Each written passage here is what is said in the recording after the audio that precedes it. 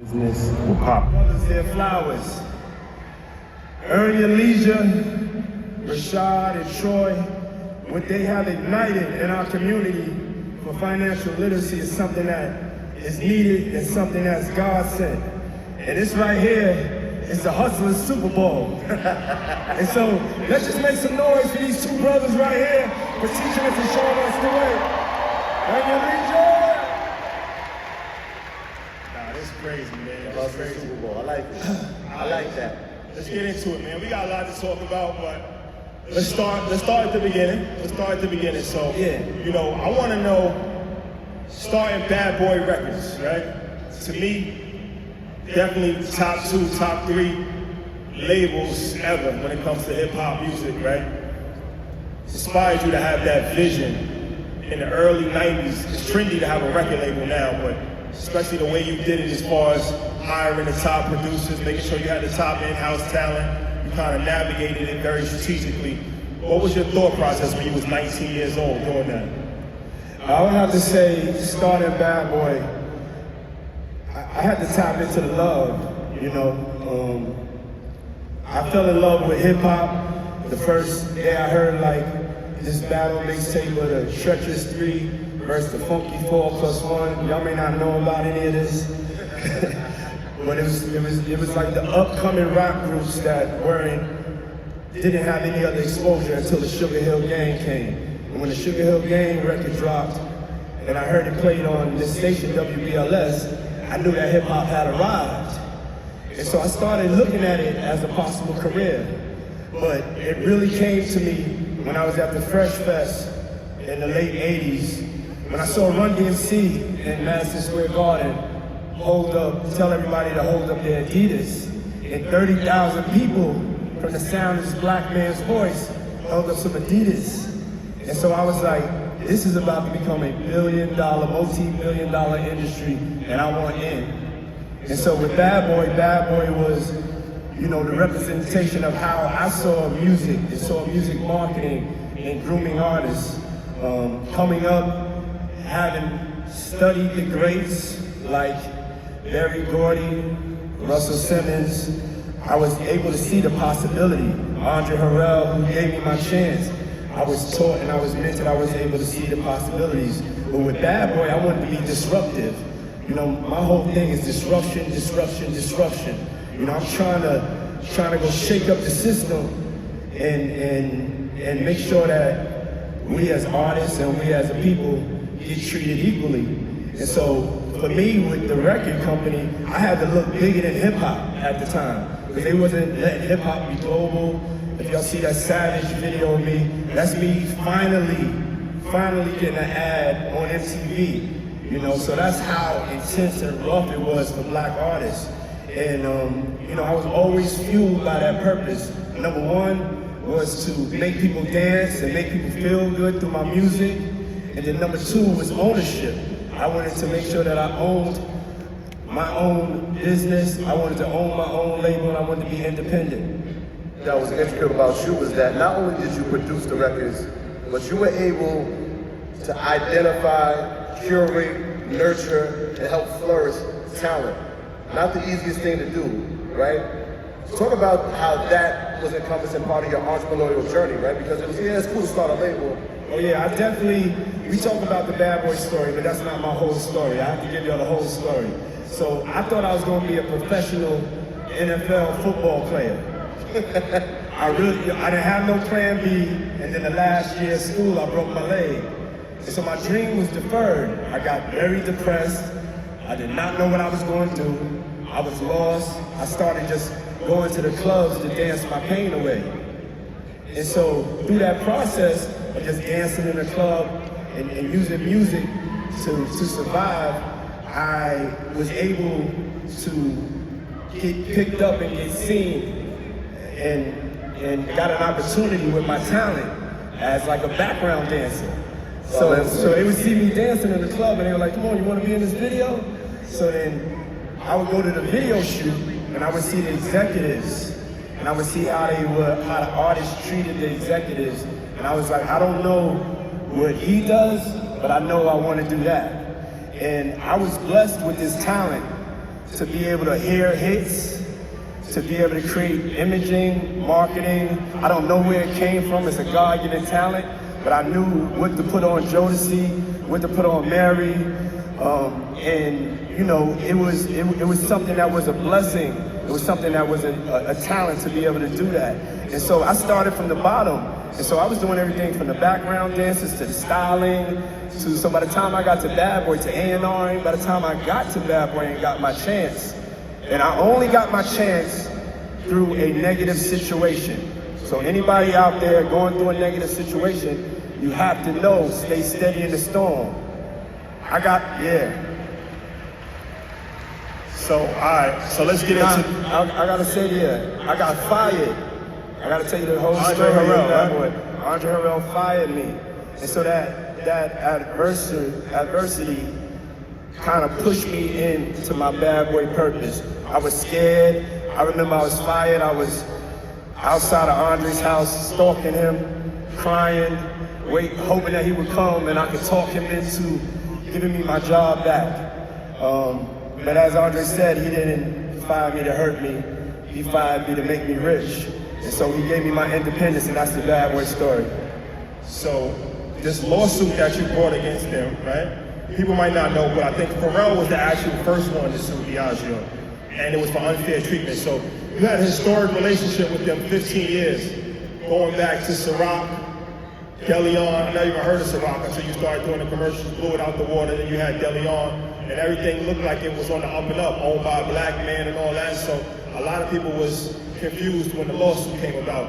You shared some information with us when we came to your house that we wasn't aware of. So can you really talk about that? Because I think it's a very interesting case study for entrepreneurs to understand. Definitely. The situation's in the courts now, so I'm gonna share with y'all what I can. This is all public record.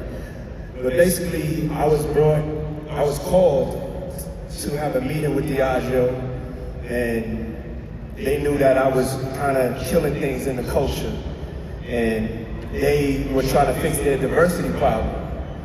And through that, a meeting was set up, and I told them, you know, I want to be an owner, and I have these ideas from promoting parties at Howard, just remembering that I will always get the door and never get the bar.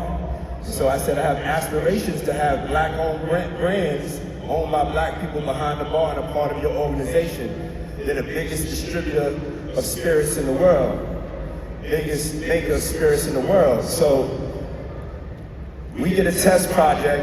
I'm looking at their portfolio, and they said we could start something from scratch. But I'm looking at their portfolio, and I remember one night I was having a great time with Ciroc. I had some Ciroc, it was made by Grace, and I remember, you know, having just such the greatest time. And so the light bulb went off in my head. I said, I don't want to wait and develop nothing. Let me show you what I could do with Ciroc. Let me show you how I could turn your revenue around. They were losing $40 million a year. And I went and turned it around and took it to 2.6 million cases from 40,000 cases. Okay, and so this is something that's never been done. Clap it up for that. And so 15 years later, even though I had that success, I was always fighting for Ciroc not to be pigeonholed. Not to be pigeonholed as a black brand, not to be pigeonholed as an urban brand. I already went through that. I went through that with Sean John. They put me in the urban section. I had to go and disrupt the fashion industry, pull up on Fashion Week, to show them what that black excellence swag is about. And that's what we did with Sean John. And so with Ciroc, it was the same thing, get into the spirits industry. No matter what industry I went into, I always came up against this ceiling that they just wanted to keep me in the colored section. I would say for businesses, you have white-only business, just like you have white-only bathrooms back in the days, and you have black-only business. And so my fight is to always make sure that we can just do business. I want to be treated equally like anybody else. So that's what the fight is about. And it's not me just fighting for me, I'm fighting for us. Because whatever bar I set, y'all have to come behind me on that bar, and I want to make sure that it's right.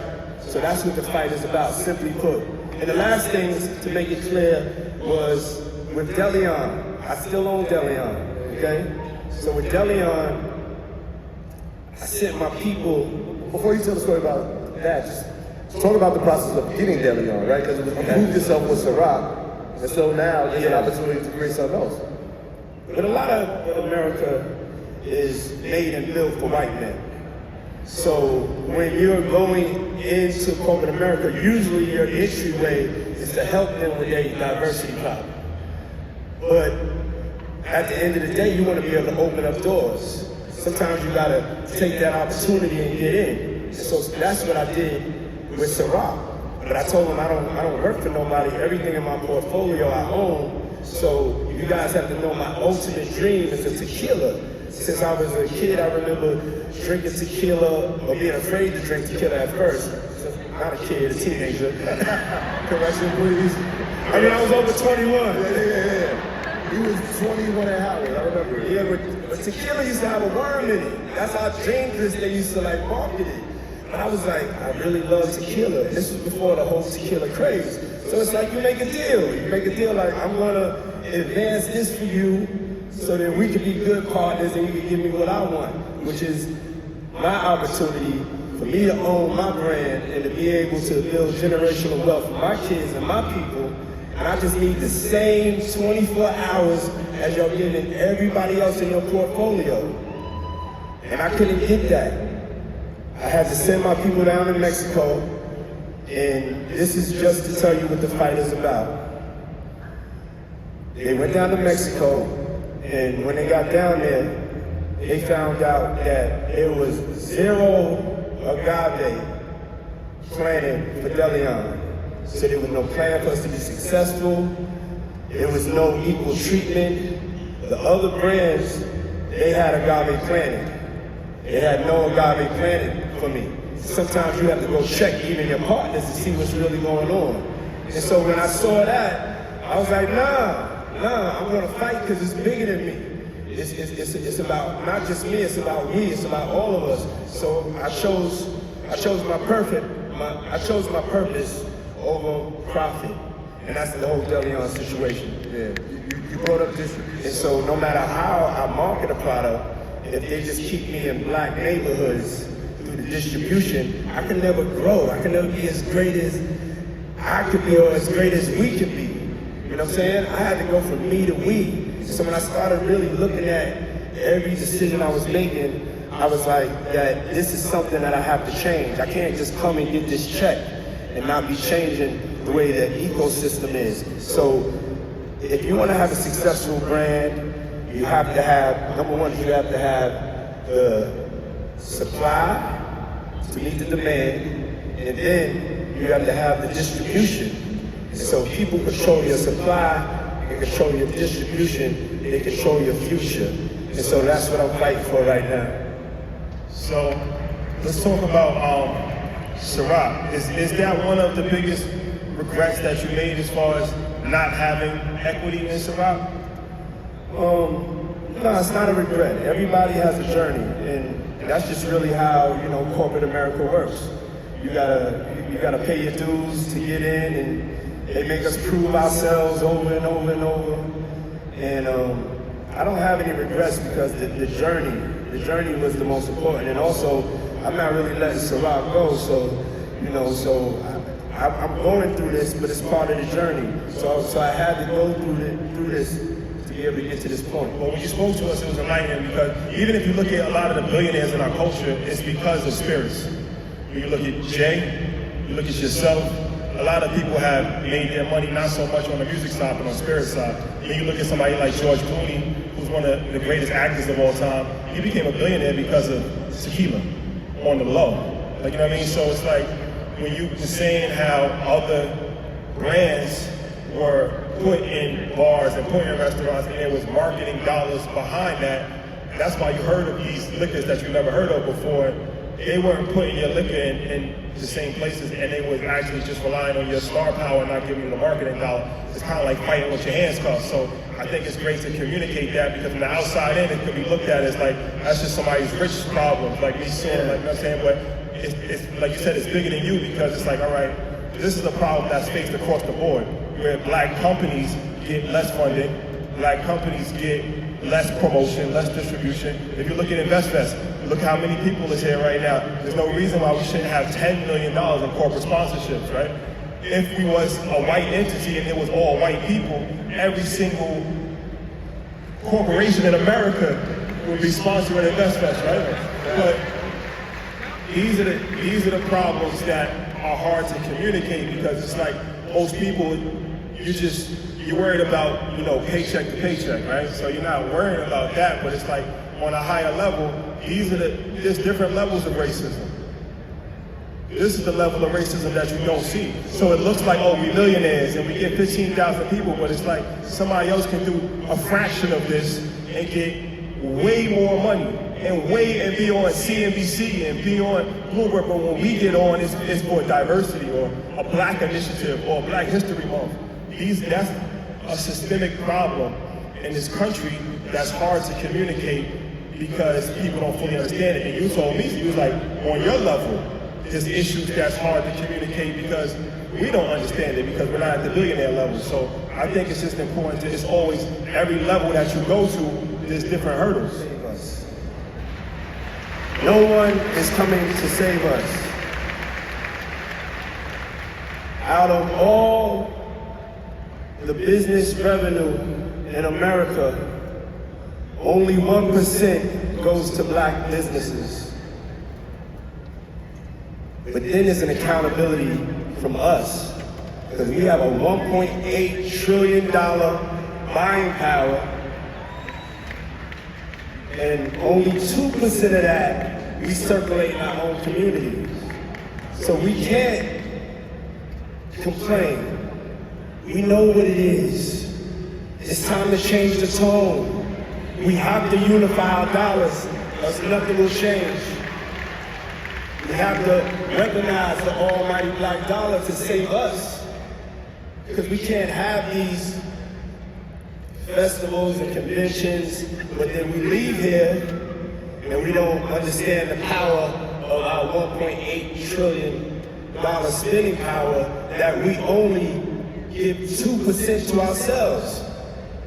So I'm here to speak from love. I'm love. Self-love is making sure that you take care of yourself, your family, and your people first. You can't wait for nobody to come save you. So there is a solution. Things are definitely dismal as far as what's planned for us, but there's a way out. If we unify, but we gotta truly unify. We have to truly start making decisions that support our communities. We can't think that there's a government grant that's gonna come and just free us all. We have to get to hustling, working together, and changing the tone. We're trying to give platforms to people in the worlds of business, all categories. What's your vision for that, Empower Global? I'm a solutions-based person. I don't wanna just come and reiterate the problems that we already know is going on. So when I'm using my creativity and first of all, one of the things that being successful and having money, people kind of get your purpose messed up. They get it fucked up, to be honest, you know what I'm saying? They don't really know what cloth you cut from, because once they see you getting money, it turns into something else. But from day one, for me, my purpose was always to make sure that I was working to make life better for my people. So as I looked at where we're supposed to be as a people, in 2053, they said we're gonna have zero net wealth as a people. So I didn't want to sit there and complain about it. I'm like, what do we have to do? What do we have to do? And I remember Tulsa. And I was like, Tulsa, Black Wall Street, Black Main Street. And I was like, I'm standing on the shoulders of my ancestors right now. I said, I have the mind and creativity to make a global marketplace, to make the new Black Amazon where we can see ourselves circulating our dollars. I don't want to ask nobody for shit. I'm going. It's Empower Global. It's a solution. And it puts accountability back on us. We cannot leave this room and not have the accountability to do better. Because it's ridiculous that out of $1.8 trillion, we only love ourselves 2%. And so Empower Global was created for entrepreneurs of color all around the world and the whole diaspora to be able to tap in, to be able to support each other.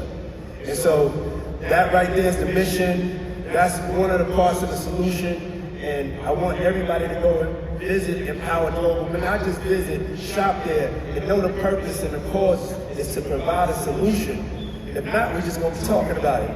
So my whole thing is let's get to the solution. And that's what Empower Global is. Inspirational stories of people doing things. So you have a platform, Revolt, right? Which is probably the biggest black media company out there right now. And we actually have learned a lot from Revolt because we work with Revolt. We have a show on Revolt, family. We've been able to be educated from just observing somebody doing business at a very high level. What's the importance of Revolt, and talk about the importance of media in the black community? Yes. Media is the most powerful industry in the world. If you don't control your narrative, somebody else will control it. I built Revolt not just as a platform to follow in the footsteps of BET, which I want to just give a shout out to Bob Johnson, Kathy Hughes from Radio 1, all of the Byron Allen, and to me it was so important that we had our own black free press. I feel information is so valuable and so crucial. So it wasn't like I wanted Revolt to come out and we do a bunch of reality shows.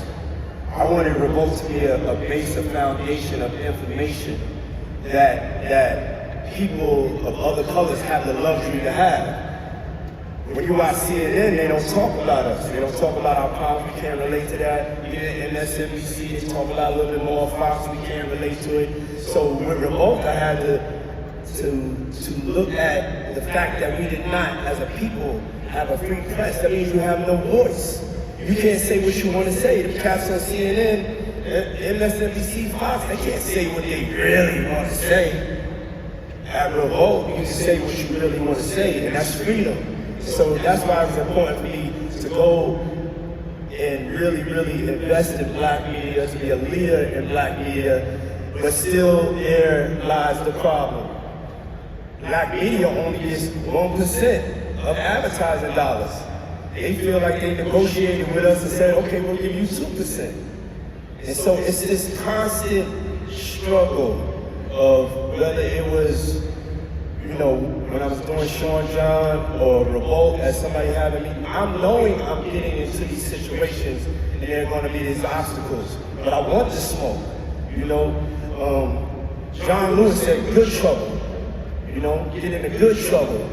And that's what Revolt is really about. It's about shaking it up and giving the voices a platform. But talk about that though, because that's something that, once again, the average person is not even thinking about, but we see it as a media company where advertising dollars, right? And that's really how a media company is able to survive.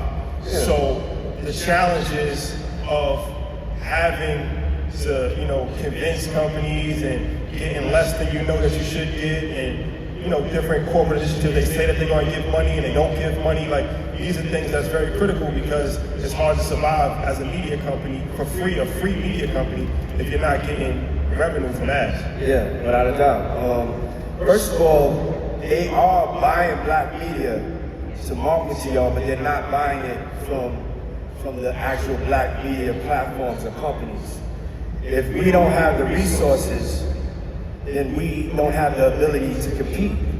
The money that you make, you put into your programming, you invest in your talent, you invest in your marketing. So it's a struggle for black media companies. But it's an unnecessary struggle because we have the power to do anything we want to do. We run the world, we run the culture. But we have to understand how it works.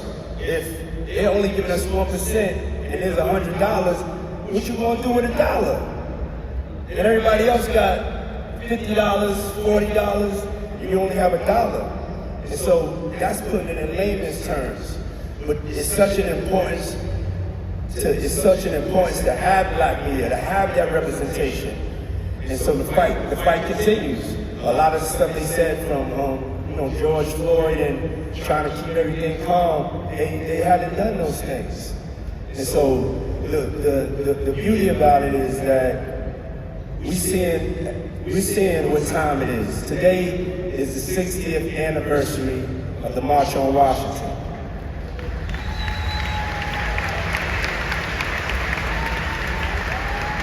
And 60 years later, things haven't changed because we have to change them. We have to change the tone. And the only tone is through love, through unity. If we don't love ourselves and really get past that part of us in this room, forget all the statistics, everybody else that's out there, but us in this room, unifying and being accountable, pooling money together, pooling resources together. If we don't do it, we're doomed, you know what I'm saying? And the time is now, and we can do it. We have one of the most powerful entrepreneurial generations in the history of our communities. Look at all these people out here. We want the information. People want to be able to be successful. So we at least have that appetite, but we got to put the love in it for ourselves to recognize that we're not getting what we're supposed to get. You selling it and now getting it back, and the purpose for it now. What's the vision for it? Yeah, even though they try to put us in a box with Sean John, I just didn't let them. Like my thoughts were, I have to dream bigger than what the reality is planned for me. And so with Sean John as a fashion label, I didn't want it to be just about streetwear. So that's why you saw the Sean John suits, the fragrance, all the things that a major white fashion house would have. I went and I broke down those doors to make sure that it happened. But most importantly, it was just the striking lack of black talent in the world of fashion when I got into the world of fashion, and I wanted to change that.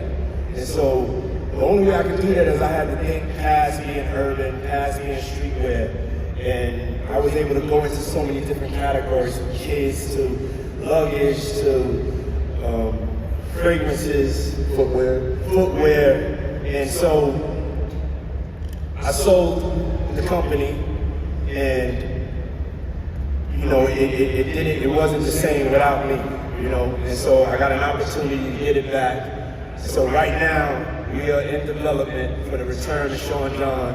It's something I'm very, very proud of. So he's there, but that's a different story. So what's your thought process in that? And then what's your thought process in buying it back? And was there hurdles and obstacles in actually able to, purchasing it back? I mean, I bought it back because I saw there was an opportunity. I saw that the operators weren't operating it correctly, and so, I was like, let me get that back. I know what to do with that. And so, but as far as selling, we're here for business. We're here to sell things. Don't be so personally invested to a point when you don't know when to get out. That's at another level. You have to know when to sell, when to get out, because we have to generate wealth. The only way you can generate wealth is by selling some of your assets when they are at their highest level of profitability. And so don't be afraid to build a company and sell it and buy another company and sell it. And so that was my thing. These companies that I have, at the end of the day, they're businesses, except for, like, I would say Revolt. All of those businesses, me as an entrepreneur, that's on my table. If I'm at 125th Street, that's on my table right there, Revolt, I'm like, no, I can't let y'all get that data, you know what I'm saying? So yeah, I would say at that point, I was just trying to build my wealth and had an opportunity with Sean John to build some wealth. And I was able to sell it, and God blessed it to come back to me full circle. So that, watch out for Sean John, y'all. The lawsuits is coming back? My lawsuit's definitely coming back. Thank you.